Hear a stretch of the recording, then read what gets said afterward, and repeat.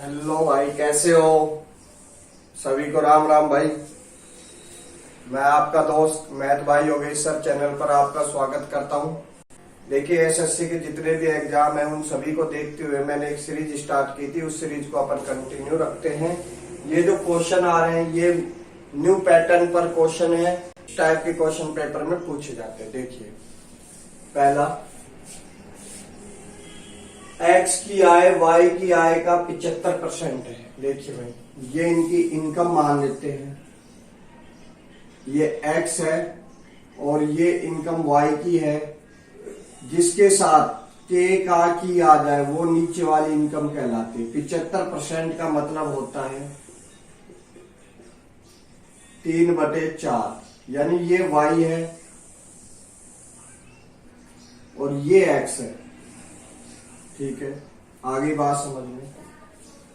और एक्स का खर्च वाई के, देखिए वाई के साथ क्या आ रहा है 80% है, तो 80% की फ्रैक्शन वैल्यू देखते हैं 4/5, यानी ये वाई है, ये एक्स है, ये 5 है, ये 4 है। ये क्या है इनका एक्सपेंडिचर यानी खर्च, ये क्या है इनका इनकम। ठीक, आगे बढ़ते हैं। यदि x की आय, जैसे जैसे क्वेश्चन में बोल रहा है x की आय, ये x की आय है, x की इनकम। ठीक है भाई, y के खर्च का, y का खर्च कितना है 5 रुपए, ये क्या है एक्सपेंडिचर, y के खर्च का एक्सपेंडिचर। ठीक है दोस्त, का 90% है, यानी इसका क्या है 90% है। ठीक है, तो x और y के बचत का अनुपात ज्ञात करना है। ठीक है भाई, देखते हैं। 0 से 0, 5 दूनी 10, ये 3 बार, इसको इधर भेजा। 2 इनकम बराबर है, देखिए 2 इनकम बराबर है 3 एक्सपेंडिचर। तो इनकम और एक्सपेंडिचर का जो रेशियो होगा वो कितना होगा भाई, ये 3 और 2 को ऊपर नीचे भेज दे, यानी इनकम तो 3 है तो एक्सपेंडिचर कितना है। अगर इनकम 3 है तो एक्सपेंडिचर कितना है 2 है। इनकम कितनी है 3, तो इनकम के साथ मल्टीप्लाई करेंगे 3 और एक्सपेंडिचर के साथ मल्टीप्लाई करेंगे 2। ये कितने आ गए 9, ये 8, ये 12, ये 10। अब इनकी ये क्या आ गई रियल इनकम आ गई। इनका रेशियो कितना होगा, देखिए इनकम में से अगर खर्च निकाल देंगे तो सेविंग बचेगा, इनकम में से खर्च निकाल देंगे तो सेविंग बचेगा। ये क्या आ गया इनका सेविंग का रेशियो आ गया 1:2। जैसे जैसे क्वेश्चन में बोलेगा वैसे अपन लगाते जाएंगे। आगे बढ़ते हैं दोस्तों। जी ट्रायंगल एबीसी का केंद्रक है भाई। ठीक है जी, AB 16 है, BC 63 है और AC 65 है, तो फिर BG की लेंथ की लंबाई ज्ञात करनी है। ठीक है, BG की लंबाई ज्ञात। देखिए ये कोई ट्रायंगल है ABC। ठीक है, ये 16 है, BC ये 63 है और ये 65 है। इसका केंद्र G है और इसकी लंबाई ज्ञात करनी है। आप जानते हैं माध्यिका, माध्यिका सामने वाली भुजा को 2 समान पार्ट्स में बांटती है। ठीक है, और जो इसका केंद्र को 2:1 में बांटती है। ये 2 है, ये 1 है, ये इनका रेशियो है। अभी कौन सा ट्रायंगल है, किस टाइप का ट्रायंगल है? इस टाइप के ट्रायंगल हमेशा राइट एंगल ट्रायंगल होते हैं, पेपर में पूछे जाते हैं। अगर आप चेक करना चाहते हैं दोस्त तो चेक कर सकते हैं। देखिए सम ऑफ यूनिट डिजिट अपन इसमें लगाते हैं, sum of unit digit, unit digit. इस टाइप के क्वेश्चन खाली राइट एंगल, इस टाइप के क्वेश्चन खाली राइट एंगल ट्रायंगल में पूछे जाते हैं। क्या होता है सम ऑफ यूनिट डिजिट? देखिए पहले तो पाइथागोरस लगाते हैं। क्या होती है AB का स्क्वायर, BC का स्क्वायर बराबर AC का स्क्वायर। अगर ये राइट एंगल ट्राइंगल हुआ तो, है ना। अपन ने गैस किया है भाई 16 का स्क्वायर, 63 का स्क्वायर बराबर 65 का स्क्वायर। कोई दिक्कत है?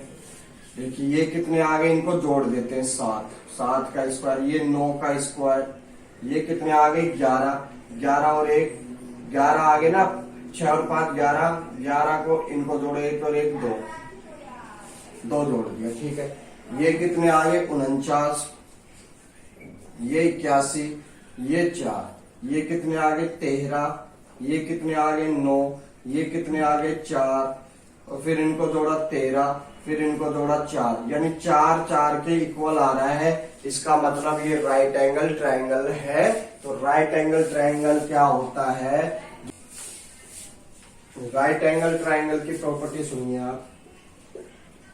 माध्यिका यानी मीडियन, परिकेंद्र यानी सरकम सेंटर, ठीक है। कर्ण का मध्य बिंदु होते हैं, कर्ण का मध्य बिंदु होते हैं, यानी हाइपोटेनियस का हाफ होते हैं, ठीक है। ये कितनी है 65 है, 65 का हाफ यानी 65/2, यानी ये जो BG आ गई ना, ये BD आ गई, मान लो BD आ गई 65/2। हमसे पूछ क्या रहा है? BG पूछ रहा है, तो BG आएगी भाई इसका 2/3। देखिए पूरी कितनी है 2 और 1 3 का रेशियो में है, यानी 3 के बराबर है 65/2, और अपन को चाहिए 2 की वैल्यू, तो 2 अगर ये लगाएंगे 1 की वैल्यू ये आ जाएगी 2/3, यानी 65 क्या आएगा आंसर 65/3। BG की वैल्यू कितनी आ गई 65/3। आई बात समझ में?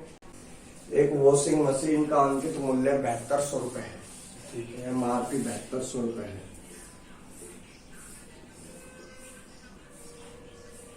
ठीक है। और इसे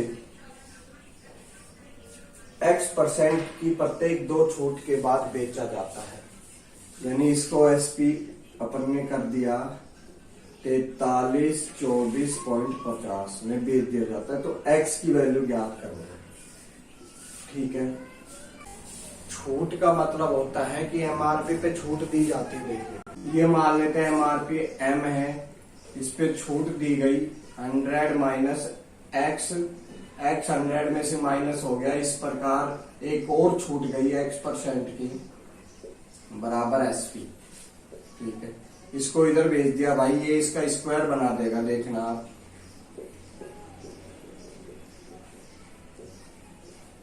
ठीक है, इधर से हटाओगे ये रूट में आ गया, ठीक।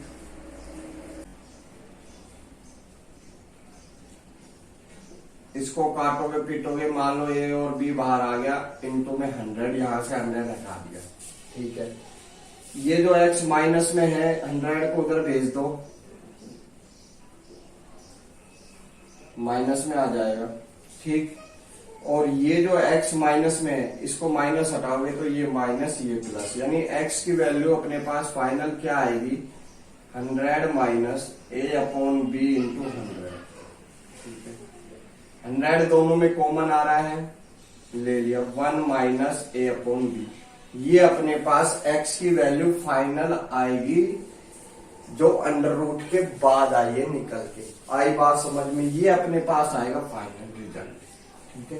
अपन इसको सोल्व करते हैं, सीधा ही है। पहले क्या करते हैं X² का मान देखते हैं भाई।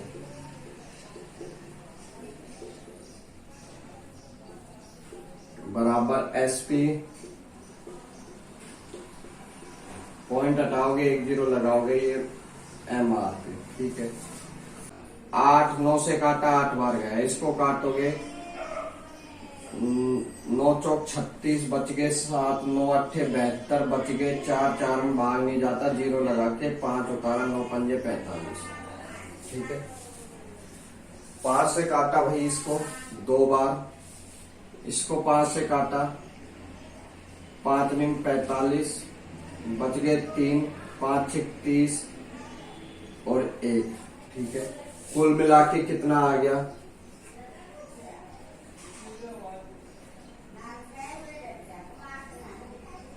961/1600।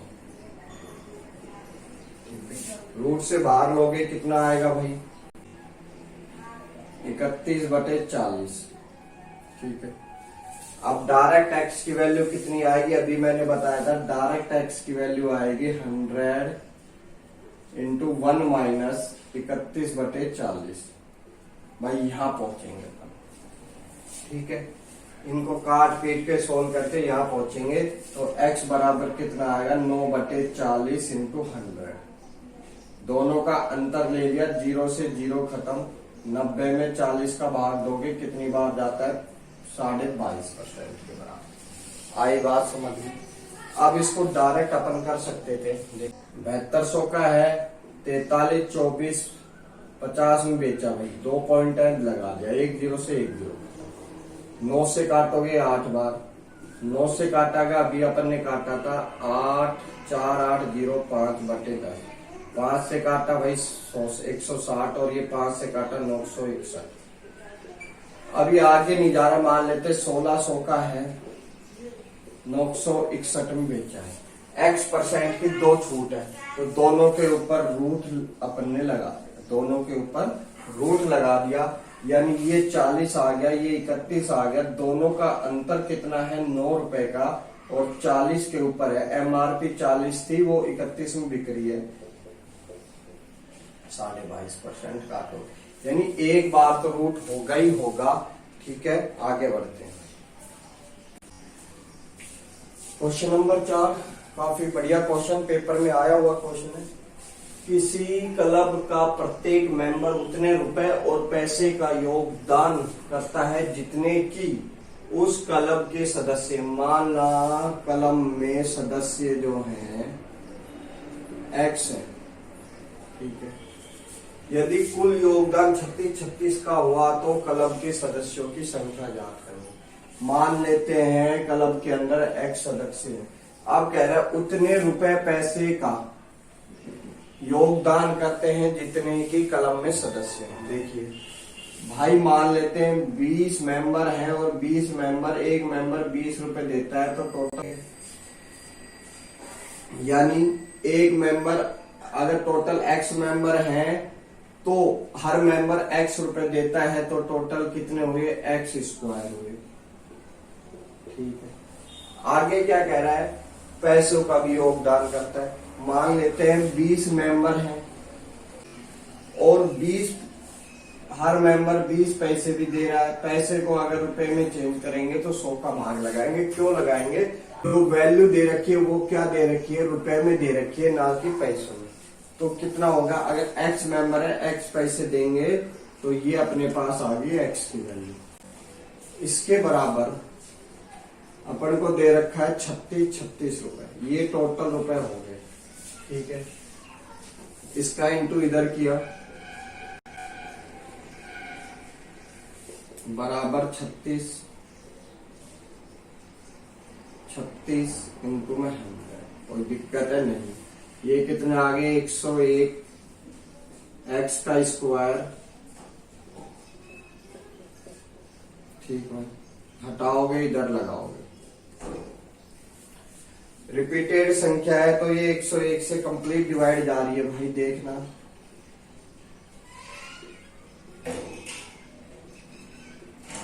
तीन बार,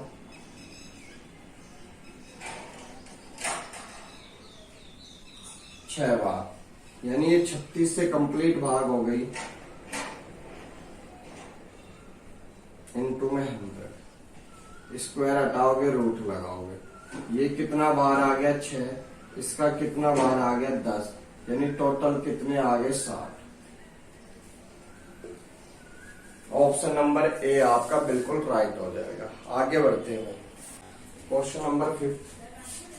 यदि ए एक प्राकृतिक संख्या है, इस टाइप के क्वेश्चन बार बार पूछे जाते हैं। प्राकृतिक संख्या क्या होती है? जैसे 1 2 3 4 5, यानी ए का मान कुछ भी हो सकता है भाई। 1 2 3 4 5 ए तक कुछ भी हो सकता है। जो 7a² प्लस 7ac इनमें से किस संख्या से सदैव विभाजित है? यानी ये जो नंबर है, ये किस संख्या से सदैव भाग होगा? देखिए 7 और एक कॉमन आ रहा है इधर, कितना बच गया? a+1। ठीक है, अब a की वैल्यू सबसे छोटी 1 होती है, 1 रख के देखते हैं भाई a की जगह। क्या आ गया? 7 और इंटू 2, एक तो 7 से भी जाएगा भाई और एक 14 से भी जाएगा। बोलो हाँ या ना? वैसे एक बार में सेट हो गया। आगे अपन 2 रख के देखते हैं।